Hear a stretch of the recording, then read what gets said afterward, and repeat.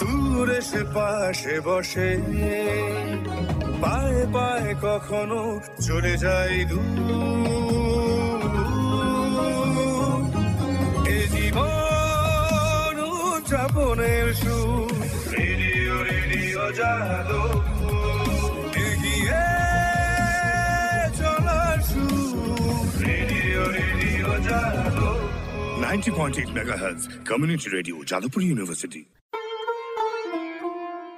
মুক্ত চিন্তার পথে ভিন্ন মননের খোঁজ, কমিউনিটি রেডিও যাদবপুর। আপনারা শুনছেন কমিউনিটি রেডিও যাদবপুর 90.8 মেগাহার্টজ। এই বেতার সম্প্রচারটি যাদবপুর বিশ্ববিদ্যালয়ের technical education quality improvement programme TEQIP-র অংশ। শুরু হচ্ছে আমাদের বিশেষ অনুষ্ঠান ম্যাটিক্স কৃষি পাঠশালা। এই অনুষ্ঠানে আমরা ভূমি সুরক্ষা এবং চাষবাসের নানান দিক নিয়ে আলোচনা করব। 90.8 কমিউনিটি রেডিও JU-তে এই বিশেষ অনুষ্ঠান শুনবেন সপ্তাহে 3 দিন। সঙ্গে থাকবেন কৃষক এবং কৃষি বিশেষজ্ঞরা। ভারত সরকারের রাসায়নিক ও সার মন্ত্রকের উদ্যোগে এবং ম্যাটিক্স ফার্টিলাইজার অ্যান্ড কেমিক্যালস লিমিটেডের সহায়তায় অনুষ্ঠানটি সম্প্রচার করা হচ্ছে।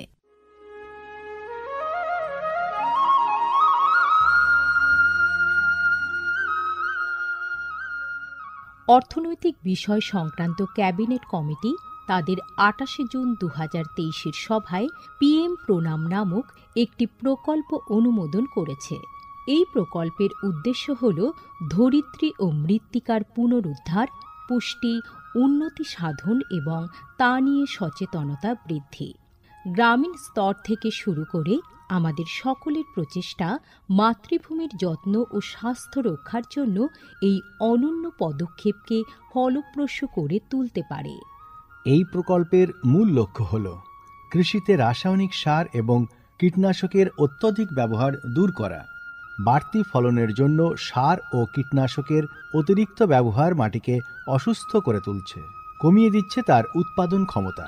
মাটির পুষ্টি আর সুরক্ষার জন্য প্রাকৃতিক অথবা জৈব সারের ভূমি পরীক্ষা ভিত্তিক সুষম ব্যবহার করা প্রয়োজন।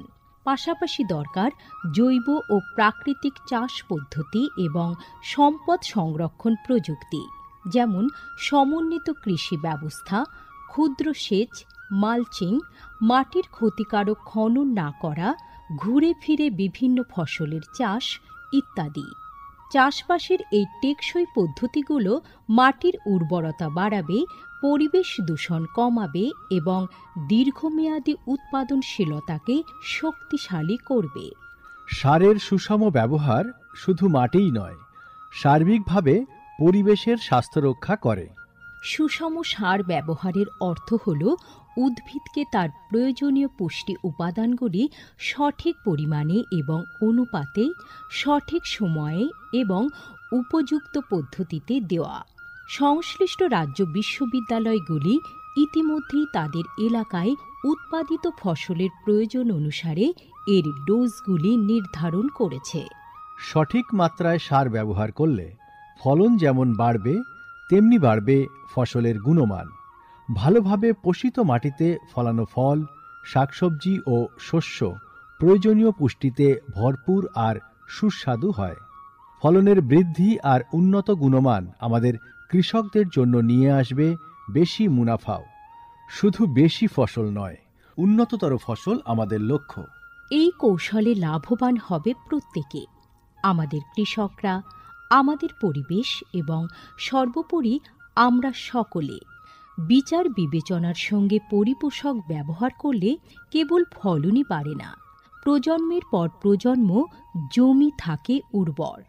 সুতরাং আসুন, একটি উজ্জ্বল এবং স্থায়ী কৃষি ভবিষ্যতের জন্য আমরা সুষম সার ব্যবহারের প্রচার ও অনুশীলন চালিয়ে যাই।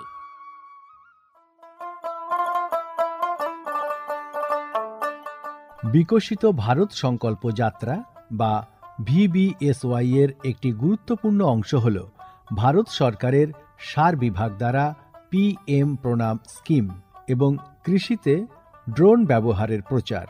সারের সুষম ব্যবহার এবং ন্যানো সারের ব্যবহার নিশ্চিত করার কাজে সার বিভাগ বিভিন্ন সংস্থা ও মানুষকে নিযুক্ত করেছে, যেমন বিভিন্ন সার উৎপাদনকারী সংস্থা, প্রধানমন্ত্রী কৃষি সমৃদ্ধি কেন্দ্র বা PMKSK-গুলি, ফিল্ড অফিসার এবং নোডাল অফিসারদের।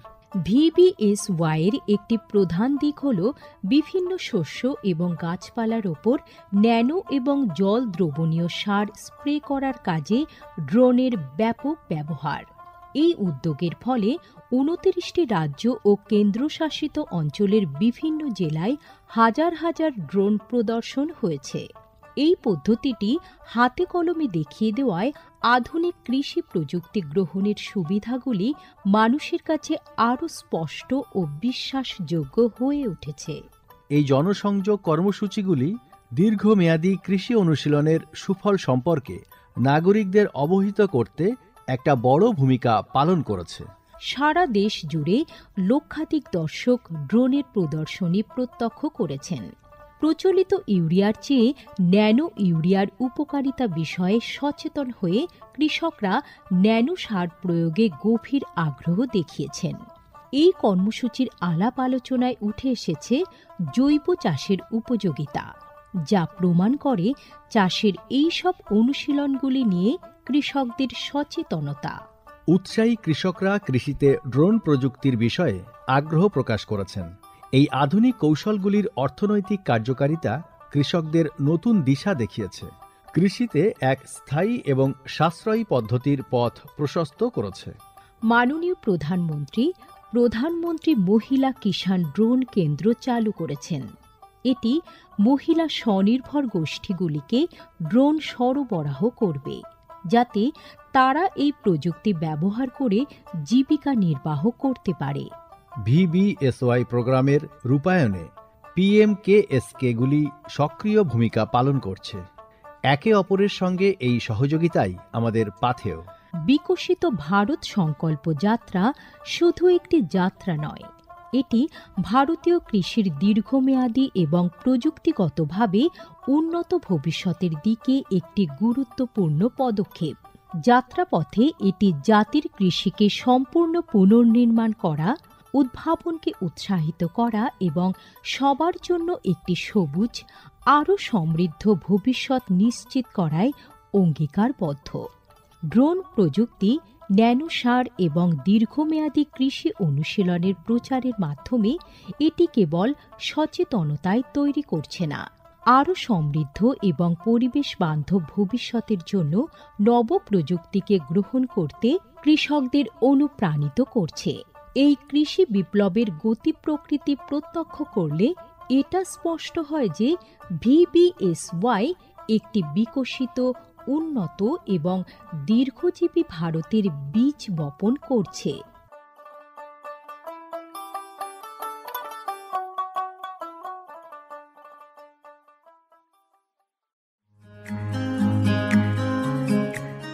ভারতের যে সার কোম্পানিগুলি সবচেয়ে দ্রুত গতিতে বৃদ্ধি পাচ্ছে, ম্যাটিক্স ফার্টিলাইজার্স অ্যান্ড কেমিক্যালস লিমিটেড তার মধ্যে অন্যতম। পশ্চিমবঙ্গের পানাগড়ে অবস্থিত তাদের কারখানায় বছরে 12.5 লক্ষ টনের ওপর ইউরিয়া সার উৎপাদন হয়। ভারত সরকারের গ্রিনফিল্ড প্রজেক্ট হিসেবে স্বীকৃত এই কারখানায় তৈরি হয় ডক্টর ফসল। ইতিমধ্যে যা পূর্ব ভারতের সর্বাধিক বিক্রিত ইউরিয়া সার হয়ে উঠেছে। কৃষি উন্নয়ন ও ভূমি সুরক্ষা, ক্ষুধা, অপুষ্টি ও দারিদ্র্য দূরীকরণ, গ্রামীণ এলাকা ও বস্তি উন্নয়ন, লিঙ্গ সাম্য, পরিবেশ, স্বাস্থ্য, শিক্ষা ইত্যাদি নানান বিষয়ের উপর জোর দেয় ম্যাটিক্সের CSR প্রকল্পগুলি।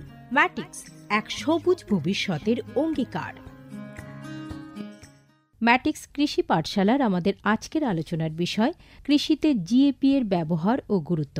আর এ বিষয়ে আলোচনা করার জন্য স্টুডিওতে উপস্থিত আছেন doctor Ajit Kumar Poddar, Vivekananda institute of biotechnology নিমপিঠের উপদেষ্টা, কলকাতা বিশ্ববিদ্যালয়ের বায়োফার্টিলাইজার টেকনোলজি কোর্সের কোর্স কোঅর্ডিনেটর এবং দ্য নিউটিয়া ইউনিভার্সিটির ভিজিটিং ফ্যাকাল্টি। নমস্কার। নমস্কার। এই যে আজকে আমাদের আলোচনার বিষয়, যেটা খুব গুরুত্বপূর্ণ, GAP অর্থাৎ যেটাকে গুড এগ্রিকালচারাল প্র্যাকটিসেস বলা হয়। তো এই বিষয়টা নিয়ে আরেকটু যদি আমাদের শ্রোতা বন্ধুদের বিশদে বলেন। ধন্যবাদ আপনাকে। গুড এগ্রিকালচারাল প্র্যাকটিস যখন নাকি কথাটা আসে, তখন আমাদের উল্টো দিকে চিন্তা করতে হয় নিশ্চয়ই আমরা ব্যাড এগ্রিকালচারাল প্র্যাকটিস করছি। অবশ্যই। অতএব সেই ক্ষেত্রে যেহেতু গুড এগ্রিকালচারাল প্র্যাকটিস আমরা শুরু করেছি এবং দেখা যাচ্ছে যে এটার এমন একটা পদ্ধতি যার পদ্ধতিতে মাটি, পরিবেশ এবং উৎপাদন ভালো আসে। আমরা পরীক্ষা করে দেখেছি মাটি, উৎপাদন এবং পরিবেশ ভালো থাকে। আচ্ছা, গুড এগ্রিকালচারাল প্র্যাকটিস বলতে হবে যে জিনিসগুলো ভালো আমরা কৃষিক্ষেত্রে সেই জিনিসগুলোকে ব্যবহার করব এবং পক্ষান্তরে যেমন সেই জিনিসগুলো ব্যবহার করতে গিয়ে আমাদের কোনো যেমন সাইড এফেক্ট না হয় বা প্রকৃতিতে কোনো রকম বিরূপ প্রতিক্রিয়া না ফেলে, সেই দিকে আমাদের লক্ষ্য রেখে কিন্তু এই গুড এগ্রিকালচারাল প্র্যাকটিসটা আমাদের করতে হচ্ছে। বেশ, এই যে গুড এগ্রিকালচারাল প্র্যাকটিসেস মানে সেখানে আপনি বলছেন যে ভালো যে জিনিসগুলো সেইগুলোই মানে আমাদের কৃষক ভাইরা ব্যবহার করবেন, চাষি বন্ধুরা ব্যবহার করবেন। তো একটু যদি ডিটেলস এবার বলেন। আচ্ছা, প্রথমত আমরা এই পদ্ধতি অনুসরণ করার জন্য কৃষক ভাইদের বলবো যে আপনি প্রথম আপনার মাটিটা কি অবস্থায় আছে সেটাকে দেখে নেবেন। সেটা কিভাবে নেবেন? একটা পদ্ধতিতে জমি থেকে মাটি নিয়ে নেওয়া হবে এবং তারপরে এটা গবেষণাগারে পরীক্ষা করা হবে। মাটি পরীক্ষা যেটা করা সেটা করা হবে। করার পর সেখানে যদি কোনো কিছু দেওয়া লাগে, ধরেন আপনি যদি আমার পিএইচটা যদি অম্লত্ব হয়ে যায়, মাটির পিএইচটাকে, সেখানে আমরা লাইম দেই, সেটা দিয়ে আমাকে নিউট্রালে নিয়ে আসতে চেষ্টা করি। তো সেটা আপনারা করবেন। আপনি জমিটাকে ঠিক করে এবং যে মাটিটা পরীক্ষা করবে আপনি কি ফসল করবেন তার উপরে নির্ভর করে কিন্তু সে রিকমেন্ডেশন দিবে। এবং গুড এগ্রিকালচার প্র্যাকটিসের মেইন উদ্দেশ্যটা হলো আমরা জৈব পদার্থের দিকে বেশি নজর দিব এবং জৈব দিয়েই আমরা চাষটাকে করার চেষ্টা করব। জৈব সার বলেন আর জৈব কীটনাশক বা রোগনাশক বলেন, এটা দিয়ে আমরা শুরু করার চেষ্টা করব এবং এটাকে ধরে রাখার চেষ্টা করব। যদি কোনো কারণে দেখা যাবে যে এইগুলো কাজটা ভালো হচ্ছে না অনেক সময়, তখন কিন্তু আমরা রাসায়নিক সার এবং রাসায়নিক কীট এবং রোগনাশক ব্যবহার করব। এটাই হলো এটার সুন্দর দিকটা। কিন্তু তাহলে একটা প্রশ্ন আমার আসছে মনে, সেটা হচ্ছে যে আমরা সাধারণত জানি যে কৃষিক্ষেত্রে জৈব পদ্ধতি অনুসরণ করলে, জৈব সার ব্যবহার করলে চাষের উন্নতি হয়। আবার এদিকে আপনি বলছেন গুড এগ্রিকালচারাল প্র্যাকটিসেস, মানে এই দুটোর মধ্যে তাহলে জৈব কৃষি ও জিএপি এর মধ্যে পার্থক্যটা কি? খুব সুন্দর একটা প্রশ্ন করেছেন আপনি, খুবই গুরুত্বপূর্ণ প্রশ্ন। এটা নিয়ে শুধু কৃষক ভাইদের ভিতরে না, আমাদের বিজ্ঞানীদের ভিতরে একটু কনফিউশন এসে যায়। জৈব সার পদ্ধতি যদি আমরা চাষাবাদ করি, আপনাদের সবসময় মাথায় রাখতে হবে A to Z আপনি কিন্তু জৈব জিনিস ব্যবহার করবেন। এই ক্ষেত্রে কিন্তু আর কোনো রাসায়নিক জিনিস ব্যবহার করা যাবে না। এটা হলো জৈব পদ্ধতিতে চাষ। সেটা আপনার ফলন যাই আসুক না আসুক, যত বেশি আপনি জৈব সার ব্যবহার করুন সেটা ওটা, কিন্তু ওটাকে কিন্তু আপনি অন্য কোনো কিছু ব্যবহার করতে পারবেন না, রাসায়নিক কোনো কিছু ব্যবহার করা যাবে না। কিন্তু গুড এগ্রিকালচার প্র্যাকটিসে যে আমি বলবো যে ভালো দিকটা এইটাই, যেটা হলো যে আপনি জৈব দিয়ে করবেন, কিন্তু যদি আপনি যে দেখেন যে এমন একটা রোগ গাছে হলো, সেটা জৈব কীটনাশক বা রোগনাশক দিয়ে আমি চেক করতে পারছি না, সেই ক্ষেত্রে কিন্তু আমরা মানে বলবো যে কেমিক্যাল ব্যবহার করেন। এটার তফাৎ, একটা ফুললি জৈব আর একটা জৈব plus if necessary we have to use the chemical also. আপনার একটা সিম্পল এক্সাম্পল দিয়ে যদি বুঝাই দেয় আপনি আরও ভালো বুঝবেন। আপনার রোগটোক আমাদের সবারই হয়, সেই ক্ষেত্রে আমরা জেনারেলি বাচ্চাদের ক্ষেত্রে আমরা হোমিওপ্যাথিক ব্যবহার করি, কিন্তু সেই জিনিসটা যদি এমন পর্যায়ে হয়ে যায় যে হোমিওপ্যাথিকে আর কাজ করছে না, তখন কিন্তু আমরা এলোপ্যাথিকে যাই। তো এই চিন্তাধারাটা আসছে এখান থেকেই, যে যদি আমরা কোনো কিছু কাজ করতে যাই আমাদের কৃষিতে, যদি জৈব দিয়ে আমরা যদি আপ টু দ্য মার্ক না উঠতে পারি, সেই ক্ষেত্রে কিন্তু আমরা মানে রাসায়নিক সার ব্যবহার করব, রাসায়নিক কীটনাশক ব্যবহার করব। এটার সাথে জৈব এবং গ্যাপের তফাৎ। আচ্ছা, কিন্তু রাসায়নিক সার বা রাসায়নিক কীটনাশক ব্যবহার করা মানেই তো একটা জমির ওপর, মাটির ওপর, পরিবেশের ওপর কুপ্রভাব তো পড়ে। কিন্তু এটা তো হচ্ছে গুড এগ্রিকালচারাল প্র্যাকটিস। হ্যাঁ, এই জিনিসটা হলো আপনাকে বুঝতে হবে, ধরেন একটা ধান গাছ আপনি লাগিয়েছেন, 80 কেজি নাইট্রোজেন আপনার দরকার। একটা এক্সাম্পল দিচ্ছি, 80 কেজি নাইট্রোজেনে আপনি জৈব থেকে বা বায়ো ফার্টিলাইজার থেকে বা সবুজ সার থেকে নিয়ে আপনি 60 কেজি পর্যন্ত এটার ইউজ করাতে পারছেন জমিতে, আর যে 20 কেজি রোলো সেটা আপনি কি করবেন? যদি সেই 20 কেজি যদি আপনি কোনোভাবে না পূরণ করেন তো কিন্তু আপনি অপটিমাম প্রোডাকশনটা পাবেন না। কিন্তু জৈব সারে কিন্তু আপনি 7 কেজি পরে আর ওগুলোই আপনাকে ব্যবহার করতে হবে, আপনি অন্য কোনো রাসায়নিক পারবেন। আমরা যদি প্রয়োজন পড়ে, যদি জৈবতে কাভার করে যায় আমরা যাব না, যদি না করে যায় কাভার সেই ক্ষেত্রে আমরা কিন্তু 20 কেজি নাইট্রোজেন কিন্তু ইউরিয়ার থেকে নিয়ে গাছের চাহিদাটা আমরা মিটাবো, তার ফলে দেখা যাবে অপটিমাম প্রোডাকশনটা ভালো হয়েছে। মানে অনেক সময় হয় যে যেটা ধরুন আমাদের শরীরেরও কোনো সমস্যা হলো, সেটা হয়তো আমরা যে দৈনন্দিন যে খাবার দাবার খাচ্ছি সেখান থেকে পূরণ হচ্ছে না, বাইরে থেকে আমাদের কোনো মেডিসিন দিতে হচ্ছে। ভিটামিন যেমন খান, ভিটামিন তো তাই তো সাপ্লিমেন্ট হিসাবে আমরা তখন দুধ অনেকে খায়, অনেকে ভিটামিন ট্যাবলেট খায়, এই কারণে ক্ষেত্রেও সেটাই প্রযোজ্য। আমাদের থিমটা আসছে ওখান থেকে আমাদের, যে আমরা যদি প্রয়োগ করতে পারি ভালো, যদি না পারি। আরেকটা এক্সাম্পল দিই, গাছে অনেক রোগ হয়, পোকামাকড় আছে, এটাও আপনি জানেন যে এখানে জৈব কীটনাশক এবং রোগনাশক ব্যবহার করব, কিন্তু দেখা গেল ওটা ব্যবহার করে মানে ভালো ফল পাচ্ছি না, আমি আবার ব্যবহার করলাম তাতেও পাওয়া যাচ্ছে না, তখন কিন্তু আমি যদি বসে থাকি আলটিমেটলি কিন্তু ওই পোক বা ওই রোগ ওই ফসলের ক্ষতি করবে। সেই ক্ষেত্রে কিন্তু আমরা বলি, আপনি জানতে পারবেন যে বাজারে কিন্তু 4 ধরনের রাসায়নিক কীটনাশক বা রোগনাশক হয়। সেটা কি হয়?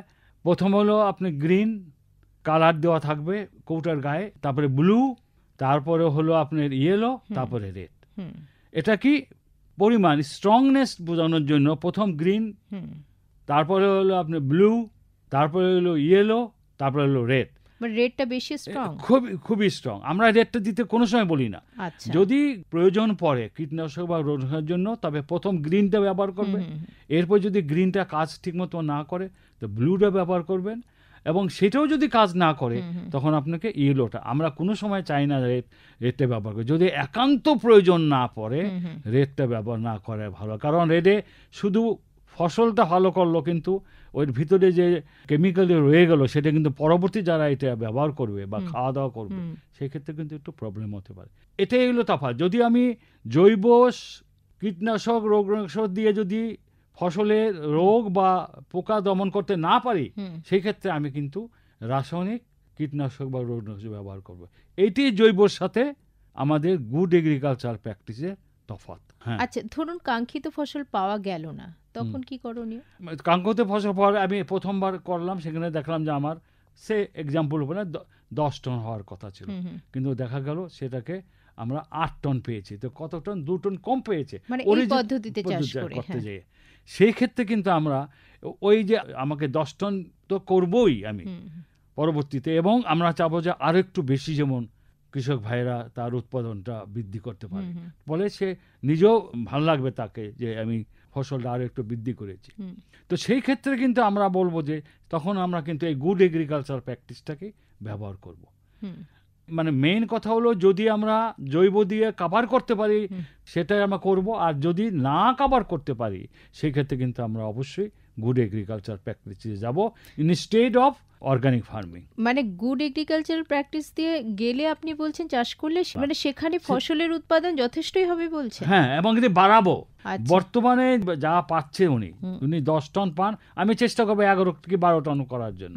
তার জন্য আমি গুড এগ্রিকালচার প্র্যাকটিস একদম সাইন্টিফিক্যালি প্রথম থেকে শেষ পর্যন্ত যদি আমি ফলো করি তো অবশ্যই এটা বাড়বে। তো আপনি যদি এবারে এই গুড এগ্রিকালচারাল প্র্যাকটিসটা একটু ধাপে ধাপে মানে মাটি পরীক্ষা থেকে ফসল উৎপাদন পর্যন্ত কিভাবে করবে একটু যদি বলেন, এবং কার্যকারিতা বা গুরুত্বটাও যদি সঙ্গে বলেন।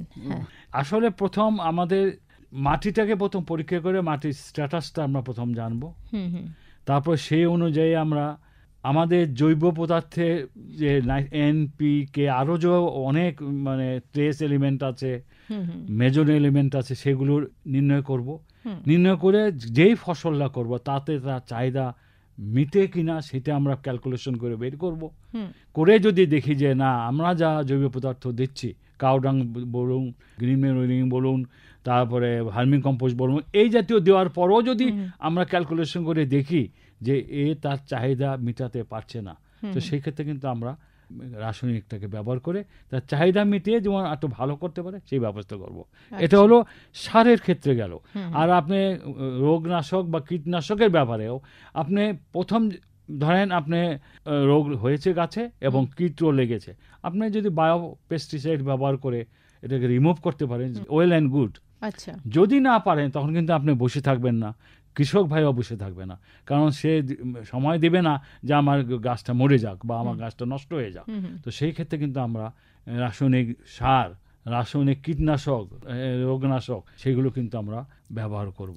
মানে আলটিমেটলি আমাদের উদ্দেশ্য হলো গুড এগ্রিকালচারের মাধ্যমে কৃষকদের বোঝানো এবং সে অনুযায়ী যে সে যে প্রোডাকশনটা পাবে তা তার বর্তমান প্রোডাকশন থেকে বেশি পাবে, এবং অন্যদিকে যদি চিন্তা করেন অর্থনৈতিক দিক দিয়েও কিন্তু তার সে স্বাবলম্বী হবে, কারণ রাসায়নিক সার কিন্তু আপনাকে কিনে আনতে হবে এবং আপনারা জানেন যে যদি কেমিক্যাল পেস্টিসাইড কিনতে যান খুবই দাম। এই সব দিক দিয়েও কিন্তু ফার্মার অর্থনৈতিক দিক দিয়ে কিন্তু লাভবান হবে যদি এই গুড এগ্রিকালচার প্র্যাকটিসটা করে। আচ্ছা, তো এই জিএপি গুড এগ্রিকালচার প্র্যাকটিসটা আপনারা যারা এক্সপার্ট রয়েছেন তারা উৎসাহ দিচ্ছেন চাষি ভাইদের করার জন্য, কৃষক বন্ধুদের করার জন্য, তো তাদের মধ্যে কতটা উৎসাহ আপনারা দেখতে পাচ্ছেন? আমরা তো সারা ওয়েস্ট বেঙ্গলের প্রায় 46 লোকেশনে কিন্তু আমরা এই ট্রায়াল দিয়েছি। আচ্ছা, ট্রায়ালটা দেওয়া হয়েছে এইভাবে যে কৃষক তার নিজস্ব পদ্ধতিতে করেছে, রাসায়নিক পদ্ধতি করেছে এবং গুড এগ্রিকালচার প্র্যাকটিসে করেছে, এবং অনেক জায়গা আছে কৃষকরা নিজেরা উদ্যোগ হয়ে জৈব পদ্ধতিতে যে করেছিল সেটাও করেছে। সেটা কি একই চাষ নাকি একই জায়গা, একই এলাকা, একই জমি এবং একই চাষ, একই ফসল, একই বছর, একই সময়? আচ্ছা, এবং সেটা আমরা 46 লোকেশনে সারা পশ্চিমবঙ্গের ভিতরে এটা করেছি এবং সব জায়গার থেকে আমরা কিন্তু এটা পজিটিভ রেজাল্ট পেয়েছি।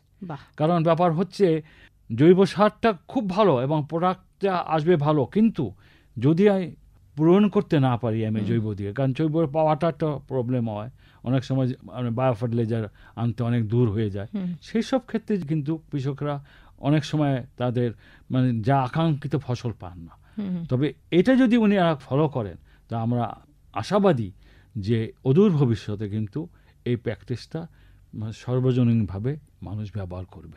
যখন জিএপির মাধ্যমে চাষ করা হচ্ছে, মেন যে জৈব সারগুলো দেওয়া হচ্ছে সেগুলো যদি আরেকবার একটু বলেন যে কি কি সার ব্যবহার করা? আমরা সাধারণত জৈব সার ব্যবহার করা হচ্ছে, জৈব সার হিসাবে সাধারণত আমরা ব্যবহার করি কাউরাং, তারপরে আপনি খোল, গ্রাউন্ডনাটের খোল হতে পারে, সর্ষের খোল হতে পারে, মাস্টার অয়েল কেক যেটাকে ইংরেজিতে কেক বলে, তারপরে জেনারেল কম্পোস্ট আমরা ব্যবহার করতে পারি, তারপরে আমরা মানে ফার্মিয়ার ম্যানিউর ব্যবহার করতে পারি এই জাতীয়, এবং তারপরে আমরা যদি ব্যবহার করি যে কাঁচা অবস্থায় কিন্তু আমরা অনেক সময় মাটির সাথে গাছ মিশিয়ে দেব, সেটাও অ্যাজোলা জাতীয় কিছু, অ্যাজোলা দিতে পারি, ব্লুগিনিয়াল, সবই বায়ো ফার্টিলাইজার, অ্যাজোটোব্যাক্টার দিতে পারি বায়ো ফার্টিলাইজার, রাইজোবিয়াম যদি লিগুমস চাষ করি রাইজোবিয়াম দিতে পারি, যদি ফাইবার্স রুট করি অ্যাজোস্পিরিলিয়াম দিতে পারি, আর পিএইচবি কেএইচবি এগুলো দিতে হয়। এগুলো দিয়ে যদি আমি দেখি যে স্যাটিসফাই, ওকে। কিন্তু এই চাষটার উদ্দেশ্য হলো যে জৈব চাষে কিন্তু আপনি আরো অন্য কোনো কিছু রাসায়নিক দিতে পারবেন না, কিন্তু আমাদের এই গুড এগ্রিকালচার প্র্যাকটিসে যে পদ্ধতিটা প্রয়োজন যদি লাগে তাহলে আপনি রাসায়নিক কীটনাশক দিতে পারবেন এবং রাসায়নিক সারও ব্যবহার করা যাবে। এটি অতএব এটা যদি কৃষক ভাইরা বুঝে ঠিক মতন ব্যবহার করে, আমরা ধরেন 46 লোকেশনে ট্রায়াল করেছি এবং কম্পেয়ার রেখেছি, কন্ট্রোল রেখেছি সাথে, এবং আমরা দেখেছি যে এটা কিন্তু ভালো সারা ফেলেছে কৃষকের মাঝে। একজনের এখন শুনি চারিদিকে লোকজনই এটা ফলো করার চেষ্টা করছে। বেশ, তাহলে এই পদ্ধতিতে চাষ করলে কি যে জমি সেটা কি ভবিষ্যতে ভালো থাকবে বা থাকলেও কতদিন আর কি? মানে প্রথমত এরা পরিবেশের উপর কোনো রকম বিরূপ প্রতিক্রিয়া ফেলে না, এক নম্বর। মাটির যে পরিবেশ সেটাতে কোনো বিরূপ প্রতিক্রিয়া ফেলে না, এবং যে ফসল যে উৎপাদন হলো সেটাও কিন্তু মানে কোনো রকম মানে ফুড এবং ফোডার দুটোর জন্যই এটা কিন্তু ভালোভাবে ব্যবহার বেশ, করা যায়। বেশ। এবং এটা যদি কৃষক ভাইরা এটাকে কন্টিনিউ করে, যতদিন তারা কন্টিনিউ করবে, তার পরিবেশ, তার জমি, তার মাটি সবই ভালো ভালো রাখতে পারবে। থাকবে। তাহলে এটা কি খরচ সাপেক্ষ? না, খরচ সাপেক্ষ না, সেটাও আমি বলেছি অর্থনৈতিকভাবে কিন্তু এটা লাভজনক একটা পদ্ধতি। মানে যদি আপনি ফুললি রাসায়নিক চিন্তা করেন, ফুললি মানে কেমিক্যাল, পেস্টিসাইড, ইনসেক্টিসাইড চিন্তা করে, সে তুলনায় এটা লাভজনক একটা পদ্ধতি, যে পদ্ধতি ব্যবহার করলে কৃষক ওভারঅল নেট লাভ যেটাকে বলা হয়, খরচা এবং উৎপাদন দিয়ে বেশি হবে। তাহলে রাসায়নিক সার, কীটনাশক প্রয়োগ করে যে ফসল হলো আর এই জিএপি পদ্ধতি প্রয়োগ করে যে ফসল উৎপাদন হলো, তার বাজার মূল্য কি দুটো একই হবে? হ্যাঁ, না, আপনি যদি বাজার মূল্য বোঝাতে হবে, যেমন ধরেন অর্গানিক টি বলে, সেটাই অর্গানিক টি বলে, আপনাকে অর্গানিক ডিম বলে, শেয়ার মর্যাদা কিন্তু এটা পেয়ে যাবে, সেটা পেয়ে যাবে। হ্যাঁ, কারণ এখানে যা ব্যবহার করি আমরা, যতটুকু প্রয়োজন অতটুকু রাসায়নিক সার ব্যবহার। তাহলে তো মানে আমাদের কৃষক বন্ধুরা তো যথেষ্ট লাভবান হবে। হ্যাঁ, যদি এরা সিস্টেমেটিক তারা করে এবং সিস্টেমেটিক মার্কেটিং করে, তবে কিন্তু এই ব্যাপারে তারা যথেষ্ট লাভবান হবে। এই গুড এগ্রিকালচারাল প্র্যাকটিস যদি চাষি ভাইরা করে। হ্যাঁ, আজকে আমাদের আলোচনার বিষয় ছিল কৃষিতে জিএপি এর ব্যবহার ও গুরুত্ব, অর্থাৎ গুড এগ্রিকালচারাল প্র্যাকটিস যদি কৃষক বন্ধুরা করেন তাহলে তারা কতটা লাভবান হতে পারেন, সেই সঙ্গে আমাদের পরিবেশেরও একটা ভালো প্রভাব পড়বে, সেটাও আমাদের মধ্যে যিনি আছেন ডক্টর অজিত কুমার পোদ্দার, তিনি বিশদে আমাদের বোঝালেন। শ্রোতা বন্ধুদের মধ্যে এই বিষয়টা সম্পর্কে একটা যথেষ্ট ধারণা হলো এবং আমাদের যে কৃষক বন্ধুরা তারাও উপকৃত হবেন। আবারও বলি যে আজকে আমাদের আলোচনার বিষয় ছিল কৃষিতে জিএপি এর ব্যবহার ও গুরুত্ব, আর এই বিষয় নিয়ে আমাদের স্টুডিওতে বিশদে বললেন doctor Ajit Kumar Poddar, Vivekananda institute of biotechnology নিমপিঠের উপদেষ্টা, কলকাতা বিশ্ববিদ্যালয়ের বায়োফার্টিলাইজার টেকনোলজি কোর্সের কোর্স কোঅর্ডিনেটর এবং দ্য নিউটিয়া ইউনিভার্সিটির ভিজিটিং ফ্যাকাল্টি। অনেক ধন্যবাদ আপনাকে। আপনাকেও ধন্যবাদ। নমস্কার। নমস্কার।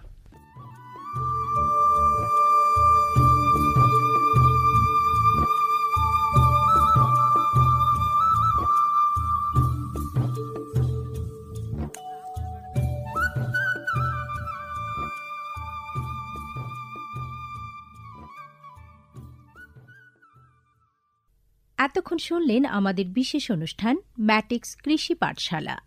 ভারত সরকারের রাসায়নিক ও সার মন্ত্রকের উদ্যোগে এবং ম্যাটিক্স ফার্টিলাইজার অ্যান্ড কেমিক্যালস লিমিটেডের সহায়তায় অনুষ্ঠানটি সম্প্রচার করা হলো। কেমন লাগলো এই অনুষ্ঠান আমাদের জানাতে পারেন 0332457262 নম্বরে। আপনারা আমাদের মেইলও করতে পারেন radio.ju@gmail.com এ। আমাদের ইউটিউব চ্যানেল রেডিও জেইউ, এখানেও আপনারা এই বিশেষ অনুষ্ঠানটি শুনতে পারেন। আর আমাদের ইনস্টাগ্রাম আইডি radio_JU আপনারা ফলো করতে পারেন। আজকের মতো ম্যাটিক্স কৃষি পাঠশালা এ পর্যন্তই। শুনতে থাকুন কমিউনিটি রেডিও জেইউ 90.8 মেগাহার্টজে।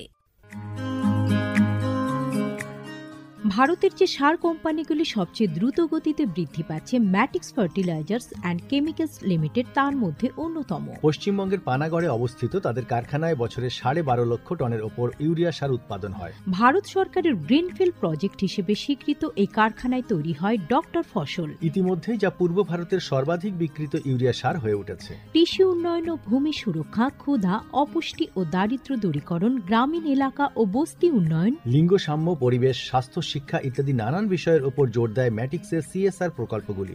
ম্যাটিক্স এক সবুজ ভবিষ্যতের অঙ্গীকার।